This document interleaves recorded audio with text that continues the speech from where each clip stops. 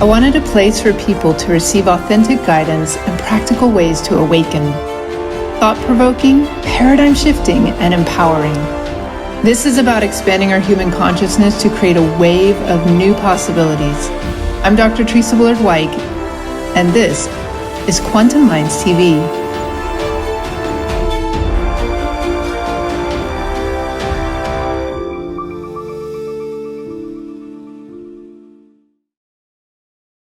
Welcome back to Quantum Minds TV, where we take a deep dive into various perspectives on what it's going to take to create a shift in human consciousness. In this episode, we're continuing the conversation with Nassim Haramein, founder of the Resonance Science Foundation and Taurus Tech, among many other notable achievements. And so this is something that, is this grand unified theory is one of the biggest searches in quantum, or just in physics and science today, which is one of these areas that Nassim has made major groundbreaking discoveries on. And so, when we come back to the constants that you were talking about, Nassim, the constants when I was going through my education, there was a certain number of constants, 20 something fundamental constants, and science didn't know where they came from. They just knew what they were. They knew the value, and they would measure that value, and they'd say, well, this is what it is. This is the mass of the electron. This is the coupling constant for, electrons interacting with photons, for example, or charged particles interacting. This is the cosmological structure, but we don't know where it is. We just know what it is, right? We know its value. So to come to a place where you can actually derive those fundamental constants from first principles and say, I have a theory and a formula of how we can unify gravity with quantum physics, and also it emerges out of the equations these fundamental constants from first principles level. I mean, that is, as far as I can tell in physics, that is a smoking gun, because that is now bringing a unification and a simplification. But the key here, I think, is that it reintroduces this notion of the quantum vacuum. It's not zero. We can't ignore it. The ether, it's there. And this is the essence. Like, this is the source that everything else is built upon. And even quantum physicists today are saying, yeah, the quantum vacuum is highly entangled. It's the glue that holds space-time together.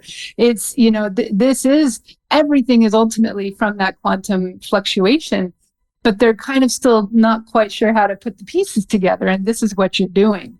Right, exactly. Yeah, exactly. So they're getting to it very, very, like, you think of Sutskin and Frank Wilczek and others are getting really close to it.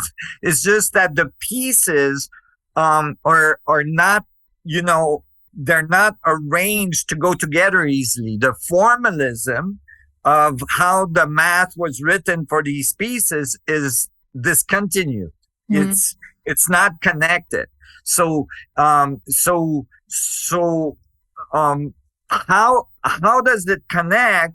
It turns out is basically by actually understanding the fluid dynamics of that superfluid space-time structure.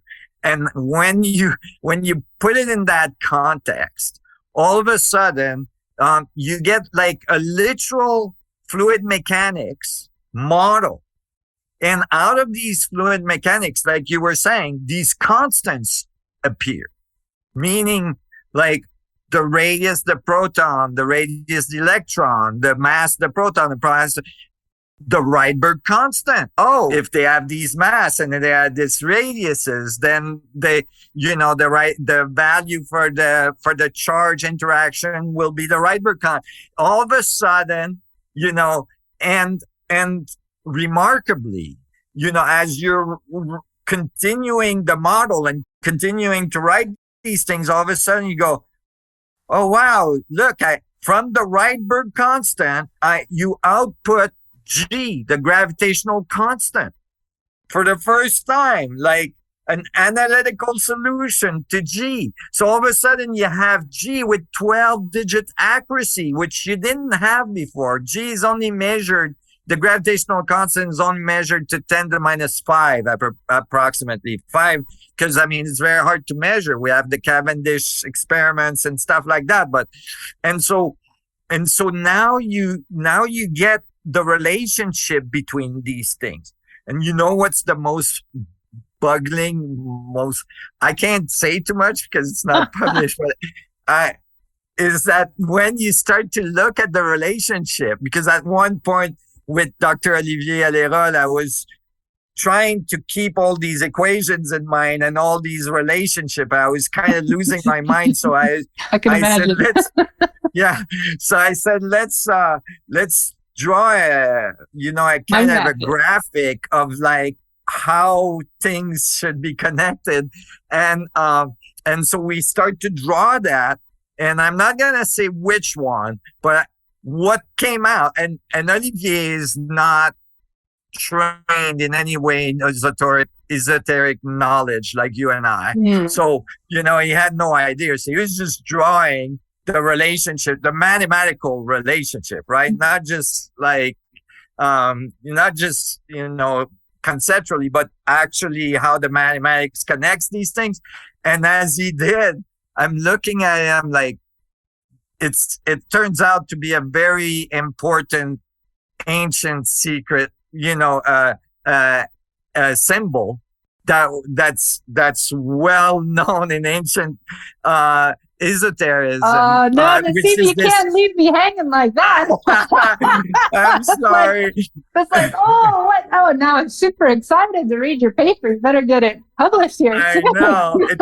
I'm just going to give you a hint. It comes right out of the traditions you mentioned. Oh, all right. Yeah. Even more interested. And it's exact, it's correct, it's analytical, it's exact, it's correct, and it's describing those traditions as the foundation of creation. As if you decode this, you understand the foundation of creation. It's remarkable. I love it. I absolutely love it, Nassim. You know what? If I may, the leap that the physicists of the academic, who are trying to connect the dots, but they're failing to connect the dots. I think a part of it is because the mindset, even though they understand, quantum physics and so forth, they've gotten stuck into a particular mindset, some of which is still very Newtonian in its way. It's very materialistic. They neglected the consciousness side. They neglect the mystical side, any ether. They don't want to reintroduce any of that, because then it opens the door again to mysticism coming back in, to spirituality and physics and science all having to be considered as one rather than as separate pieces. So they're still stuck in an old paradigm way of thinking, whereas you have come and you've made that leap into a holographic way of thinking, a quantum way of thinking. You've really made the leap to outside that box. And I think that's important that, you came in to physics from outside, because then you weren't kind of conditioned with the dogmas of today's scientific paradigm. And so, but you're bringing the science, you're bringing the math, you're bringing the derivations, you're doing the rigor that would be happening and expected in an academic institution, but your mind is open to the esoteric side of it and the mystical visions, in a way, that intuitive side coming in again. So this is phenomenal, because we're coming into a time now where we, as a human race, are needing to make a shift, right? Make a shift in our consciousness, and then make a shift in our collective consciousness, and then make a shift in what kind of world we're creating. And I have seen, as a scientist, I was, going down that track of becoming a research scientist. I got my Ph.D. I thought I would go into the national labs or something and work on some big basic physics questions and so forth. But the further I got down that road, the more I realized actually the academic and traditional science establishment was very close-minded. And there are some younger generations who are coming through that are helping open that up again, which is great.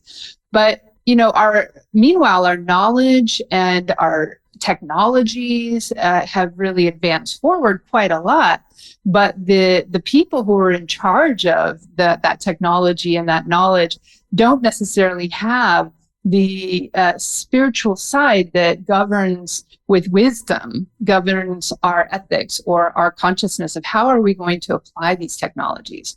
So at a personal level, I left physics because, or the traditional track of it, because I felt like the most important thing that we need to do is create a shift in human consciousness so that we have the wisdom to guide how we apply these tools and these technologies and this knowledge that we have, and the power that comes with that, that we have access to today. Because if, we're at this precipice right now where we can go down a track of self-destruction, or we can go down a track of revolutionizing our world and creating a much better way of life on Earth, one that is abundant for all, one that is, there's no lack. There is no lack in the universe. And the more we can tap into these quantum awarenesses, the more we become, a part of that infinite abundance of the universe within our own lives, within our mentality, within what we create in our world.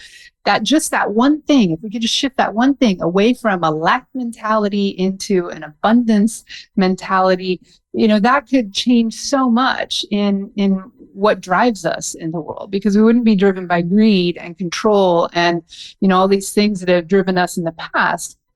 We can be driven by, there's a free sharing, because there's like practically free energy that's accessible to us. And yet that leap in consciousness is key. And so, Nassim, you've really been one of those people who you've come in with that. It's like a part of your DNA or something. It's just a part of your own spirit, your mind's gifts to think like that and to bring something really new and pioneering. And I really hope that you're able to make headway within the traditional, track as well.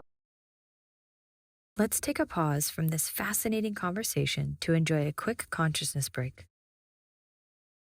The development of these views of physics we have today and what we have to alter from recovering these pieces in history to put back in to complete the model and unify it.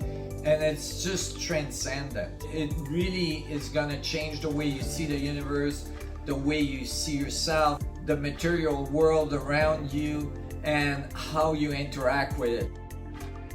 I really look forward to seeing you there. It's gonna be amazing.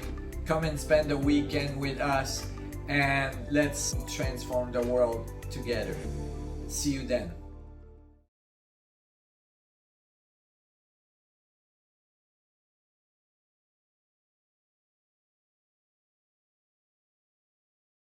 It was a conscious effort early on, because I had a difficult time at school. I didn't fit in. I had a strange name, a strange color of skin. At the time in Canada, that was very rare. I had, I'm dyslexic. I have difficulty with reading, especially in French, and so on. So I was having all these issues. And so, and when I was trying to bring, my father who is a professor in child psychology and all this, and I was hanging around, because that was such a problem. I was an ideal, guinea pig for, try like why, for misadapted kids, basically. And so basically, when I was doing school, I realized that the academic world was not, like you said, like not necessarily open to, I was talking to for instance, the section of the University of Montreal in education and child psychology and education. I was 7 years old, like 10 years old and so on. And I was talking to them about if you want to understand a child, you need to understand what consciousness is, and if you want to, and to assume that because the brain is not fully developed, that means the child does not have their own consciousness, that they're not fully there, right? Mm-hmm. They might not be able to express it. There's something that's happening that you're not understanding.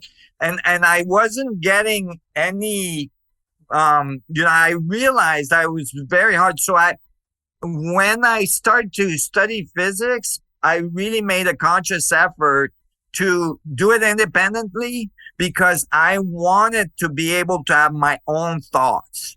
I wanted to be able to study what I wanted to study, the way I wanted to study it, and I wanted to come to my own conclusion. I didn't want to be told, no, that's that, right? And so, I like you said, I was able to come from the outside and look at it from a different perspective and go, wait a minute, you have a problem with infinities in both theories, Mm-hmm. right? You have a theory of gravity that tells you that it makes black holes and singularities. Mm-hmm. And you have a theory of quantum mechanics that tells you that there's an infinite amount of energy in the vacuum that you renormalize and I'm like, those two sounds like the same to me. Yeah. And so I, and I figured out, it took me 30 years, but I figured out how to make that link, right? But and it's just not obvious to somebody that's studied classically, because Right. clearly they've been told from the beginning, those two don't relate. These two things do not relate. And so, so clearly they cannot be, related in terms of their infinities. They're not the same infinities, right? Yeah. And it's if I can interject there, I remember, through my own training in physics and Ph.D., like I remember coming up to this point where they would say, okay, well, the vacuum energy, we're going to just assume it's zero. So we're going to do this thing called renormalization, where we eliminate it. And that makes all of our equations much more easy to solve. And I remember so much of physics is based on, well, we're going to imagine a perfect scenario. Like we're going to imagine that the Earth is a perfect sphere, or the sun is a perfect sphere, even though it's not. It's, but we're just going to, pretend that it is. And then we're going to calculate everything based on that perfect ideal scenario. And we're going to also just pretend that it's not moving. It's just a static, perfect sphere. Right. It's not moving. And now we are going to say, based on those equations, that we know how things work. But this is ideal scenarios. And then as soon as you start adding in that there's any, rotation, or that it's not a perfect sphere, all of a sudden the equations become so complicated you can't solve them easily. and then it requires these massive supercomputers to chug on it for a long time. And so they just, they get away, or they just dispense with the inconveniences of reality sometimes in order to solve their equations. Exactly. You had the advantage of stepping out of it early on, whereas I got indoctrinated into it. And even though I kind of knew, like, something's not right here. Well, you got to be given credit for actually figuring it out, because many people don't, and they don't step out of the box, And so that's remarkable that you were able to, even though you were in it, see outside the box and say, wait, something's not wrong. One of those big approximations they do that is really a big problem is the concept of a closed system. Oh, yeah.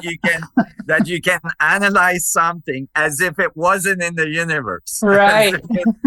As if it was completely isolated from everything else. Like it's just in this box, and nothing on the outside can interfere with what's going on, including you, your thoughts, your emotions.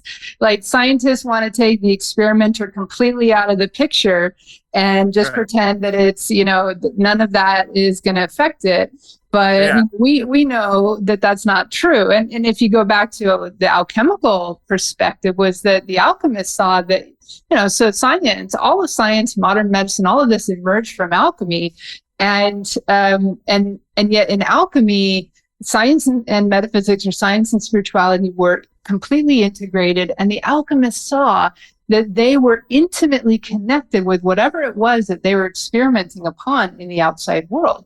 So when they had some, numinous breakthrough in their experiment, it was also a spiritual epiphany kind of an experience. So they knew that they were entangled, that their thoughts affected their experiment, their emotions affected their experiment. So it's like alchemists had that quantum mindset, and then somehow we went away from it into this very mechanistic and deterministic mindset, the black box, the closed system, closed box kind of idea. And that's just not how the universe works. The universe is open, and we know Right. that, and yet they're still clinging to this old way of doing things. So I love that the you come tendency in. to separate things Mm, and assume that everything can be understood if you cut it in smaller and smaller pieces, which leads to the concept that if you break the atom in smaller and smaller pieces using accelerators, you're going to understand how it works, right. which is Completely not ignores synergy and the interaction of different parts and the correct. emergence of new behaviors because of those interactions, right? So Exactly. yeah. And interaction with the field and all this stuff. It's the equivalent of taking a Swiss watch, which is complex and everything, smashing it with an enormous hammer, right? Like an enormous hammer that just smash it in the smallest pieces. And then thinking that from there you can figure out how it worked in the first place.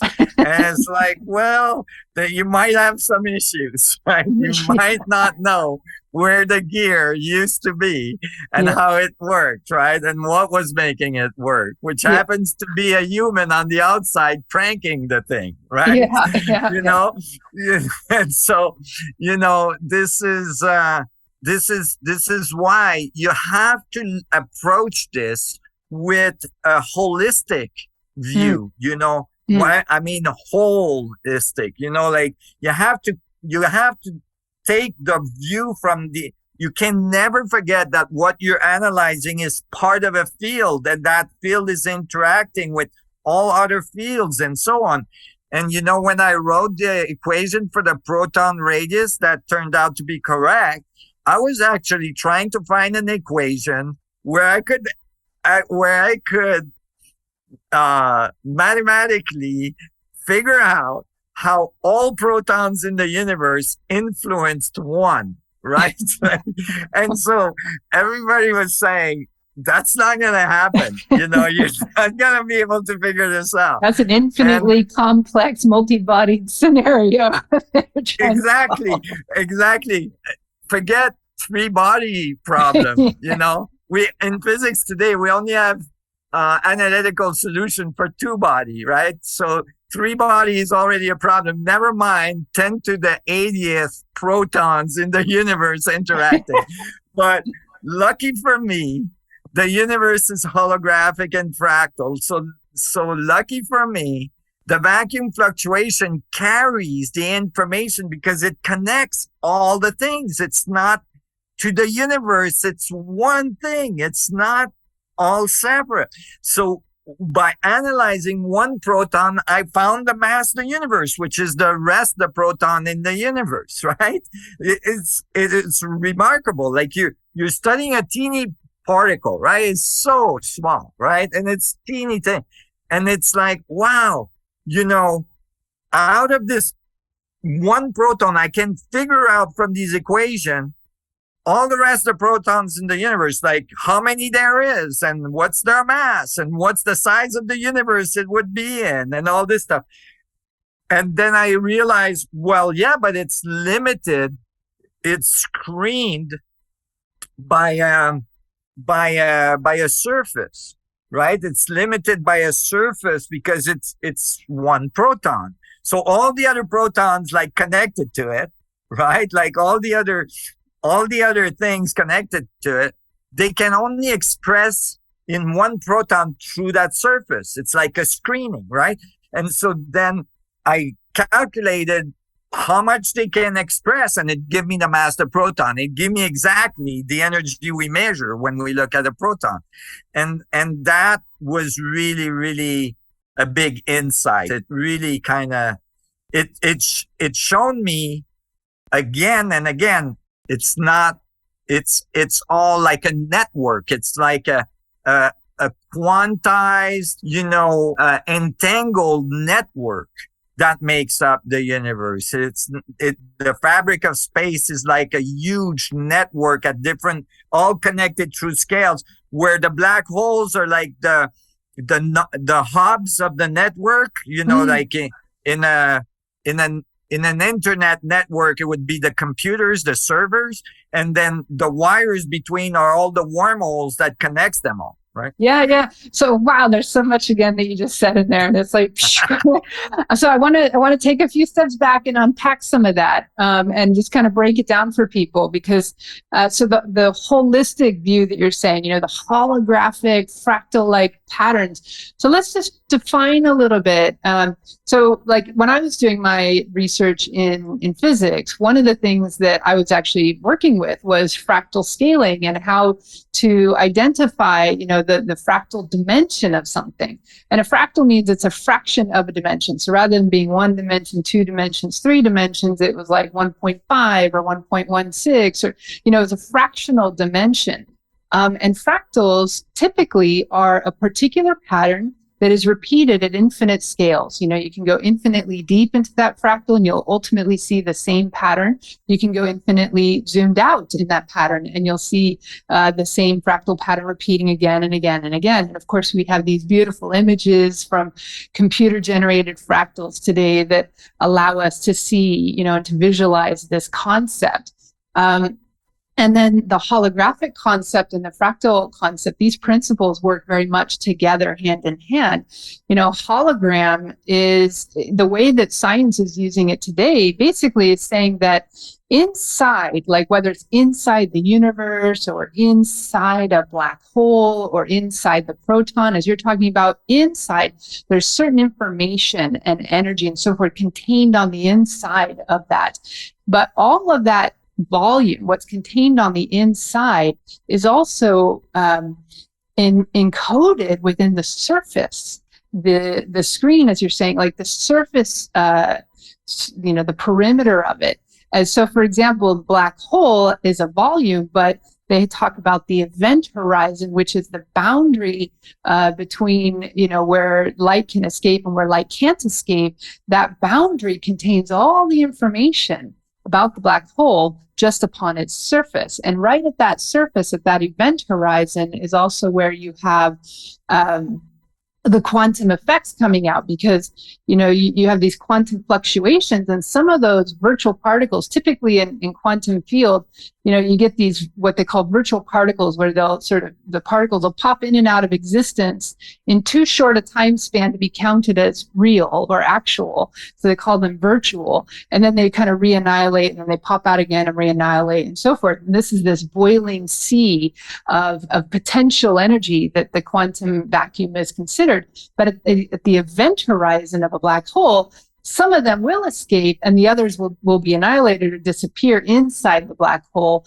And so the information then, that because they are entangled, right, in the quantum field, those particles that started as one thing are entangled. And so the information is instantaneously communicated between them, no matter how far. It's not local, it's not temporal. And now they're realizing if that particle falls into another black hole, now it's entangled the two black holes. Yeah. At that event horizon, it's like wormholes. The singularity becomes this network of wormholes that are connected all together. That's right. Yeah, and if you then took that into your proposal of the atom itself or the proton itself being a little black hole, and you have all these wormholes connecting them, that is how they can be entangled all together, right? Exactly. And exactly. And the error that was made with the holographic principle is they got it right. They're like, oh, the entropy or the energy of the temperature of the system is what's expressed on the surface that has fallen in the volume, but they're only considering, again, they've isolated the system. There's only considering the black hole as if it was isolated. But now but then independently, they realize, oh, all the black holes could be connected through wormholes because the entangled pairs of particles, one goes in, but the other one goes out. So if it falls into another black hole, now it's entangling the black holes. So through time, all black holes would be entangled. This is ER equals EPR, theory. But basically, all of a sudden you realize, but they didn't make the leap to, that means that the information in the volume of the black hole is not only what has fallen in the black hole. It's all the information that's falling in all black holes. All the black holes, yeah, wow. That's right. and when you do that, then you get the right answer. So that brings us to the idea of why it's called the holographic principle. Because, when we look at a hologram, you see this sort of, what looks like a three-dimensional image on a two-dimensional plate. Well, that was encoded by information from a higher dimension. And then, the light is sent to directly reflect off of it and then go direct. And then these two beams of light entangle or interact and interfere with each other and then are encoded on a holographic plate. But what makes it a hologram is that not only can you shine the light on it and see the whole image, but if you break that holographic plate up into infinitely small pieces and then you shine the light on it again, you'll still see the whole image. Maybe sometimes there's of less resolution, but still every part contains the reflection of the whole. So what you're saying is every part, every black hole contains the reflection of all the black holes, and those black holes are at the center of every galaxy. And, there's big ones, there's small ones, and now you're also saying they're at the center of more than just every galaxy. And it's good that you said that you lose resolution because it's basically that's the entropy of the universe. You see that's the idea. It's like there's energy leak as you cut in through the pieces, and as a result, we experience the energy as thermodynamics, heat. Like there's entropy. There's right loss of information. But then there's centropy too, because there's information that's being fed by all of the rest, right? Yeah. So what's lost somewhere is gained somewhere, right? So it's because it's sharing again, it's not isolated. And so the result is that you have a self-growing system. The thing is learning about itself. Information is increasing. And that's why the surface of the universe has to grow to increase, because there's more and more information it's needing to encode. That's why it's accelerating. So join us again as we continue to dive deeper into this fascinating conversation with Nassim Haramein on the next episode of Quantum Minds TV. This conscious conversation was created, produced, and recorded by Dr. Theresa Bullard-Whyke in collaboration with Nassim Haramein and edited by Verse Content and HH Films and Photo. The theme music and intro videography were created by Tim Mountain of Even Load Productions. Quantum Minds TV is a product of the Quantum Learning Academy.